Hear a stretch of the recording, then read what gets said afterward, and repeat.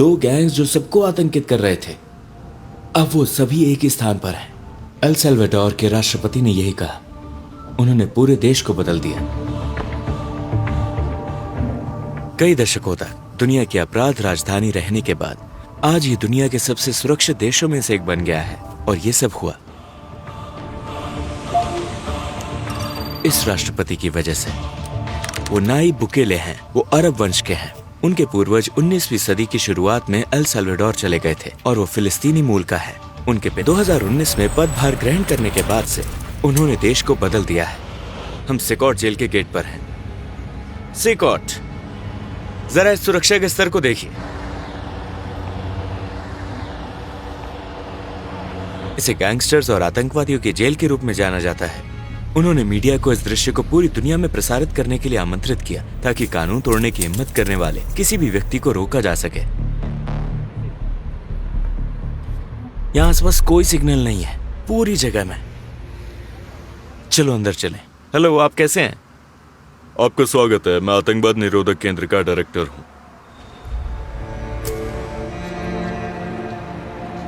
सुरक्षा व्यवस्था इतनी कड़ी है कि इस जेल में प्रवेश करना एयरपोर्ट पर जाने जैसा लगता है। प्रवेश से पहले हमारी कड़ी जांच की जाती है।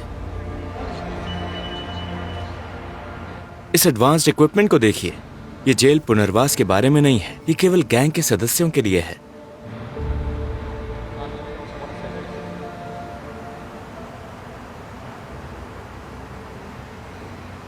ये अनुवाद के लिए।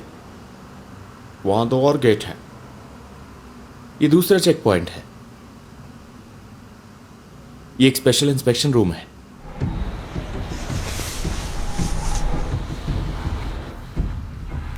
और कपड़े और यहां तक कि मौजे भी जांचते हैं। सब कुछ हल्का होना चाहिए। चलिए शुरू करें।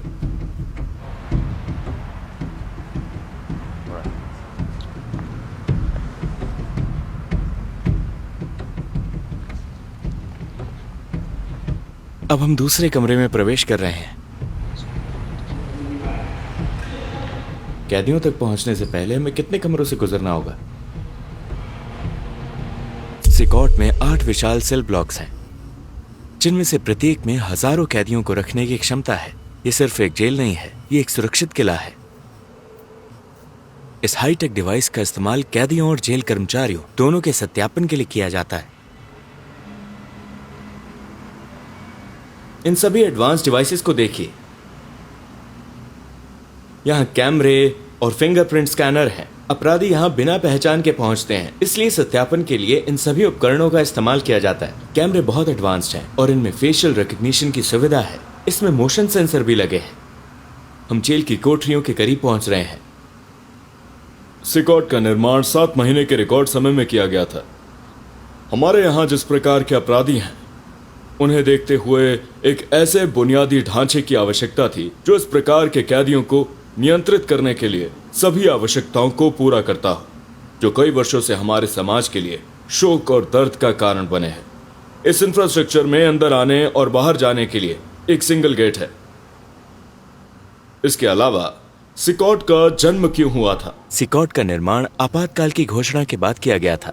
बड़े पैमाने पर गिरफ्तारियां होने के कारण अपराधियों को रखने के लिए एक बड़े जेल की आवश्यकता थी। ये लैटिन अमेरिका की सबसे बड़ी जेल है, जिसका आकार 8 फुटबॉल मैदानों के बराबर है और इसकी क्षमता 40,000 कैदियों को रखने की है। इसके अंदर दुनिया के सबसे खतरनाक अपराधियों में से कुछ और लैटिन अमेरिका के 2 सबसे बड़े गैंग मौजूद हैं। ये गैंग है बैरियो 18 और MS-30। अब हम उन्हें देखेंगे और अब वो सलाखों के पीछे हैं। बहुत कम लोगों को अनुमति दी जाती है। मैं शायद पहला अरब व्यक्ति हूं जिसे अंदर फिल्माने की इजाजत मिली है। इस जेल से भागना कितना मुश्किल है? यह नामुमकिन है। जेल के चारों ओर 15 मीटर ऊंची कंक्रीट की दीवारें हैं, जिन्हें कांटेदार तारों और 19 वॉच टावर से सुरक्षित किया गया है। उन्होंने कहा कि यहाँ से भागना असंभव है। यहाँ अत्यधिक सुरक्षा है। जेल की सुरक्षा 600 सैनिक और 250 पुलिस अधिकारी करते हैं। ये यहाँ के गार्ड्स हैं। मैं जेलों के बारे में एक वीडियो सीरीज बनाऊंगा, लेकिन पहले आइए इस वीडियो को 2 लाख लाइक्स तक पहुंचाएं। हम अब शस्त्रागार जा रहे हैं। ये देखिए, यहां पर एक शस्त्रागार है। यदि कोई भागने के बारे में सोचता भी है तो देखिए कि उसका क्या होगा। एल साल्वाडोर ने गैंग्स के खिलाफ युद्ध की घोषणा की। देखिए, हम आ चुके हैं। हम यहाँ हथियारों के गोदाम में हैं।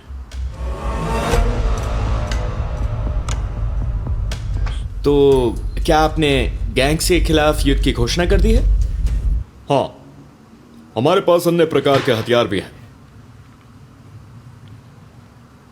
इन सभी हथियारों को देखो। उन्होंने देश को सुरक्षित बनाने के लिए आतंकवाद के खिलाफ युद्ध की घोषणा की। वो इसके लिए किसी भी हद तक जा सकते हैं। हमें उन्हें नियंत्रण में रखना होगा। उनके हाथ और पैरों में हथकड़ी लगानी होगी। हाँ, पैर की हथकड़ी। यहाँ मौजूद हथकड़ियों के प्रकारों को देखिए। ये दोनों हाथ और पैर को एक साथ बांधते हैं। जब इनसे हथकड़ी लगाई जाती है तो आप उन्हें असुविधाजनक ढंग से चलते हुए देखते हैं। टोम्फा।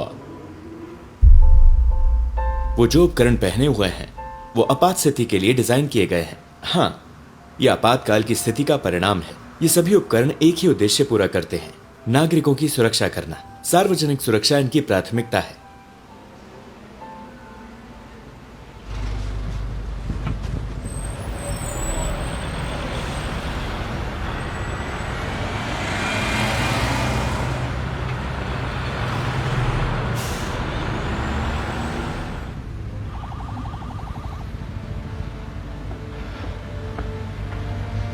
जहां तक जेल अधिकारियों की बात आती है, या उन्हें कुछ विशेषाधिकार प्राप्त हैं। ये गार्ड्स के लिए है, कैदियों के लिए नहीं। कैदी अपनी कोठरियों से बाहर नहीं जा सकते। क्या आप और यहाँ के गार्ड्स देश की सुरक्षा के लिए जिम्मेदार महसूस करते हैं? क्योंकि अगर ये गैंग मेंबर्स भाग गए, वो हाँ, यही बात देश को सुरक्षित बनाती है। आपकी सेवा के लिए धन्यवाद। धन्यवाद जी। ये शेविंग के लिए है। आप सोच रहे होंगे कि ये कैदियों के लिए है, लेकिन असल में ये गार्ड्स के लिए है। उनका अच्छे से ख्याल रखा जाना चाहिए क्योंकि वो दुनिया के सबसे खतरनाक अपराधियों से घिरे हुए हैं।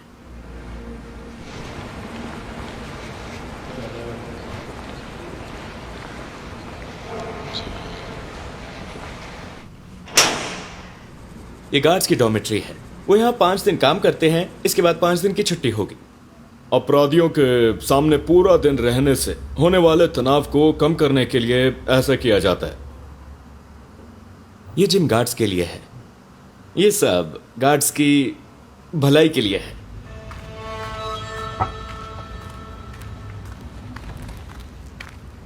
मेरे साथ आइए। अब हम कैदियों के क्षेत्र में प्रवेश करने वाले हैं।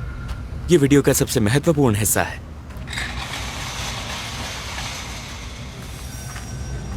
दुनिया के सबसे खतरनाक गैंग लीडर्स बस कुछ ही कदम दूर हैं।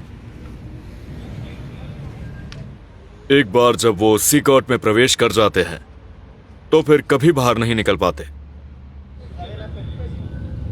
इस गेट से अंदर जाने के बाद वो फिर कभी बाहर नहीं आते। अब हम सेल्स की ओर जा रहे हैं।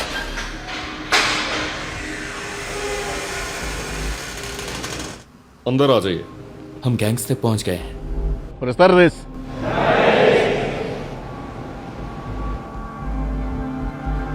उनके परिवार के किसी भी सदस्य को उनसे मिलने की इजाजत नहीं है। दोनों गैंग्स को एक साथ जेल में रखा गया है। इनमें से प्रत्येक ने 200 से अधिक लोगों की हत्या, बलात्कार तथा कई अन्य अपराधों में भाग लिया था।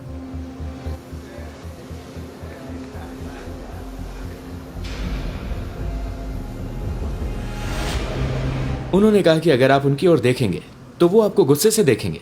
चलो देखते हैं। जैसे कि आप देख सकते हैं, उनमें से हर एक ने सफेद यूनिफॉर्म पहनी है। टी शर्ट, सफेद शॉर्ट्स और सफेद चप्पल। उनके पास अंदर बस यही चीजें हैं। वहां कोई गद्दे नहीं है। वो वहां मौजूद लोहे की सतह पर सोते हैं। यहाँ भारी संख्या में गार्ड मौजूद हैं। ऐसा लगता है जैसे देश में युद्ध चल रहा है। सभी कैदी एक जैसी सफेद वर्दी पहनते हैं। हाँ,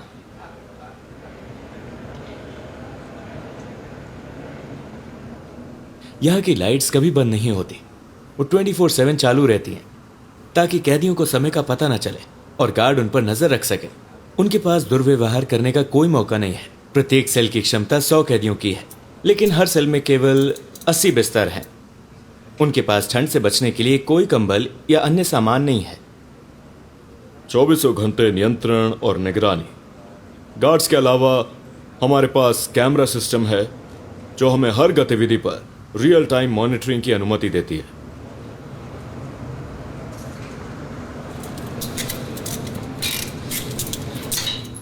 उनमें से कुछ को अब व्यायाम करने के लिए बाहर जाने दिया जा रहा है।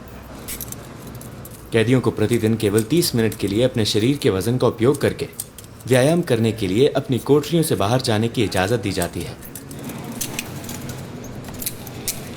सभी सेल्स अपनी पूरी क्षमता पर हैं।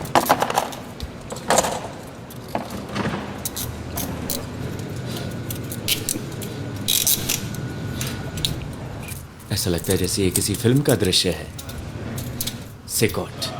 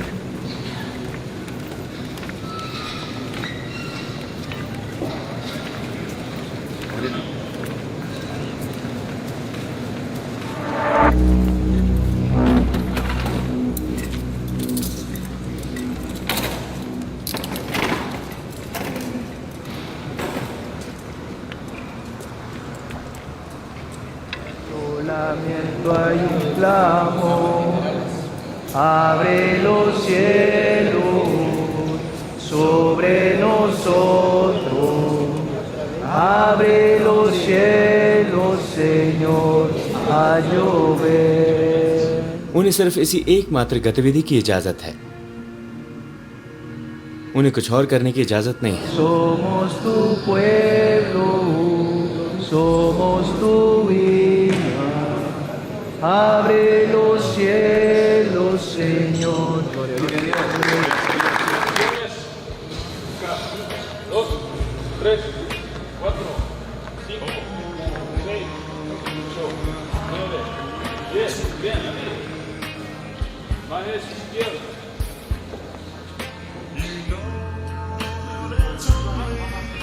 उनके टैटू से पता चलता है कि वो किस गैंग से संबंधित हैं।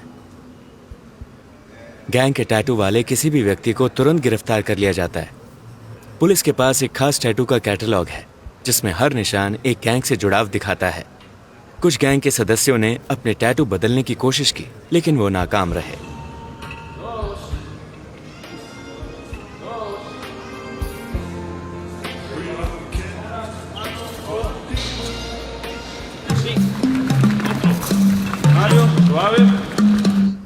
यहाँ नर्सें हैं। एक डॉक्टर रोजाना आकर इनका चेकअप करते हैं। मेडिकल स्टाफ का हमेशा यहाँ रहना जरूरी है क्योंकि कैदियों को बाहर जाने की इजाजत नहीं है। यहाँ से एक कमरा है जहां वो अपने वकीलों से वीडियो कॉल के जरिए बात कर सकते हैं। मुकदमे यहीं चलते हैं क्योंकि उन्हें बाहर जाने की इजाजत नहीं है। यहाँ वो अपने वकीलों से वीडियो कॉल के जरिए बात करते हैं। यहाँ हम कैदियों को बैठाते हैं। बैठ जाओ। स्क्रीन के जरिए हम अदालत को और दूसरे जेलों को देख सकते हैं जो एक ही सुनवाई से जुड़े हैं। जी हाँ, यहाँ हमारा क्लिनिक है। इस शानदार जेल के अंदर ये सारे कमरे देखो। ये इलाज और इंजेक्शन देने की जगह है।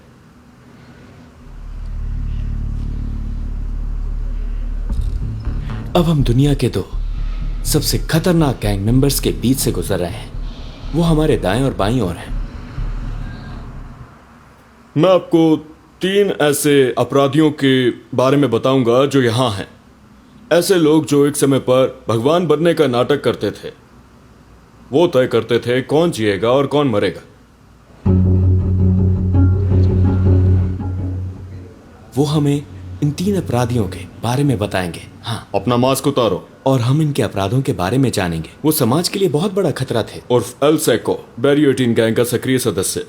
इस शख्स पर गंभीर हत्या का आरोप है। इसे 100 साल से ज्यादा की जेल की सजा मिली है। अपनी शर्ट ऊपर करो। उनके टैटू बताएंगे कि वो किस गैंग से संबंध रखते हैं। इसने 5 लोगों को मारा। उसने उन्हें सिर्फ इसलिए मार डाला क्योंकि वो उसके इलाके में आ गए थे। घूमो। उन सभी के शरीर पर टैटू हैं। वो MS-13 सदस्य हैं। वो देखो।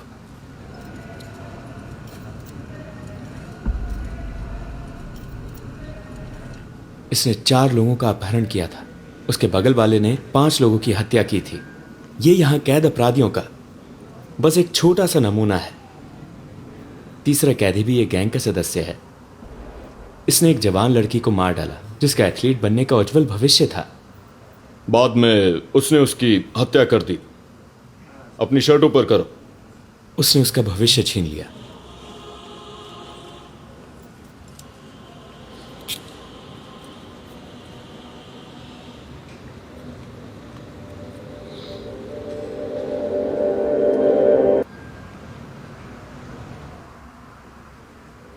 उनके टैटू की वजह से उन्हें पहचानना और पकड़ना बहुत आसान हो गया।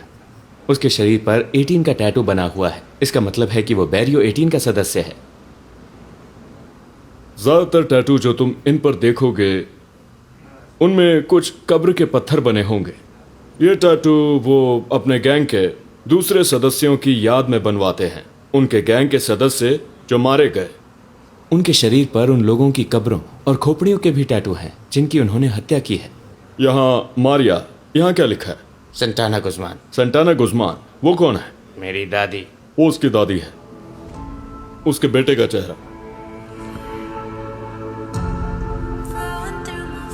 ये टैटू उसके मारे गए गैंग सदस्यों की याद में है। उसने उन्हें खोपड़ियों के रूप में बनवाया है। हर टैटू का एक मतलब होता है। इन सबको गिरफ्तार करके एक ही जेल में बंद कर दिया गया है। ये दोनों गैंग आपस में दुश्मन थे, लेकिन अब वो एक साथ कैद हैं। आमतौर पर उनके पैरों पर औरतों के चेहरे बने होते हैं और साथ ही खोपड़ियां और गांजे के टैटू भी। हाँ,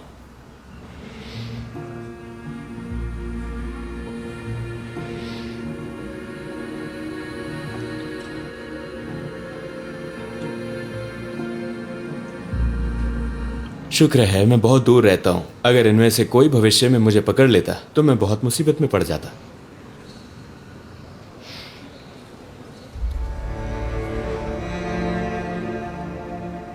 ये गैंग कभी दुश्मन थे, लेकिन अब ये एक ही सेल में रहते हैं।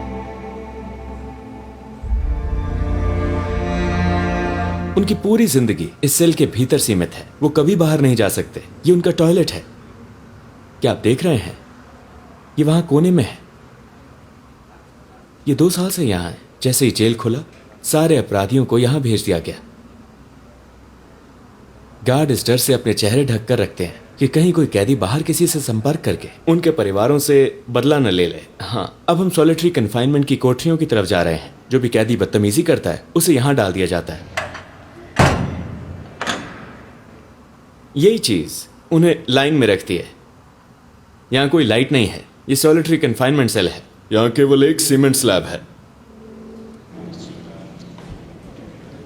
ये सॉलिटरी कन्फाइनमेंट सेल है। अगर कोई कैदी बदतमीजी करता है तो उसे 15 दिनों के लिए यहां डाल दिया जाता है।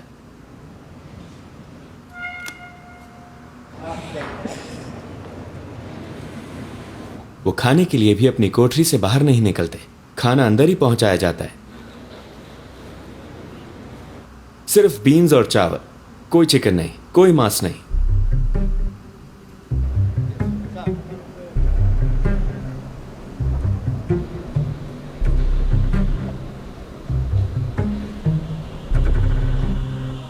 बाद में मैंने एक गैंग के सदस्य का इंटरव्यू लिया।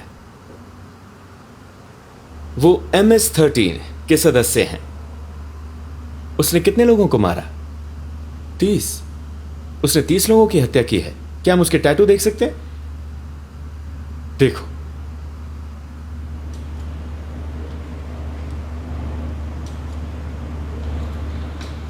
क्या उसे अपने अपराधों पर पछतावा है? क्या तुम्हें अपने अतीत में किए गए कामों का पछतावा है? Encontrándome un penal de máxima seguridad donde solo lo básico se le da a uno, se lamenta uno.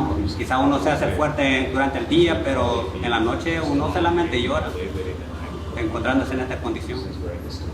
वो कहता है कि वो रोज रोता है और उसे अपने किए पर पछतावा है, लेकिन अब बहुत देर हो चुकी है। उसे पश्चाताप होता है, लेकिन उसे न्याय का सामना करना ही होगा। जब वो गैंग में शामिल हुआ तब उसकी उम्र क्या थी? Como la de 11 años. वो सिर्फ 11 साल की उम्र में गैंग में शामिल हो गया था और अब वो यहाँ सेकॉट में है। राष्ट्रपति ने जो किया वो साहसिक और शानदार था। जब वो पहली बार 2019 में चुने गए थे तब उनकी अप्रूवल रेटिंग लगभग 50% थी। आज अल साल्वाडोर ने संपूर्ण स्वतंत्रता और सुरक्षा के मामले में, लेकिन 2024 के चुनावों में वो 85% वोटों के साथ जबरदस्त बहुमत से जीते। सभी रिकॉर्ड तोड़ दिए हैं। ये पूरे पश्चिमी गोलार्ध में सबसे सुरक्षित देश है। क्यों? क्योंकि पहली बार लोगों ने सुरक्षित महसूस किया। ये सिकॉट जेल के हमारे दौरे का अंत है। आपने इस एपिसोड से क्या सीखा? इस राष्ट्रपति से हम बहुत कुछ सीख सकते हैं।